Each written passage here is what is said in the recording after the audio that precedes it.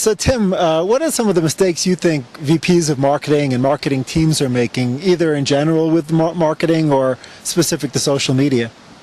Well, I think the biggest mistake is assuming the same type of format that worked again in television or radio is going to apply, or even display-based advertising, web-based advertising, Web 1.0 will apply in this new world. So applying old methods to these new formats, I think, is probably the biggest mistake. And the good news is I think a lot of groups are embracing social media better and faster a little bit than I even expected, that they're really getting involved and willing to experiment and see what works and what doesn't work. And as long as they understand, they have a realistic sense of what the use is and understand what the goals are, and don't treat it as a panacea or promise it to the rest of the executive management team as social media is going to solve all their marketing ills, I think they'll be okay. And we'll find how social media will fit into the overall marketing landscape.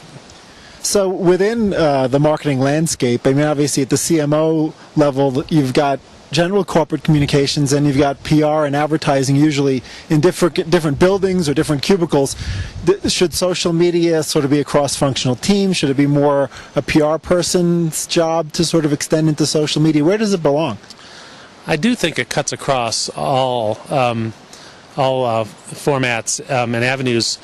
It's important to have somebody own it, though, within a company, especially in a large organization. So somebody who's advocating, who's dealing with some of the challenges that are represented by social media, and kind of taking those on head on for the organization as a central point, but then evangelize it, if you will, to the rest of the groups. And every company is different in terms of how well coordinated those messaging activities are.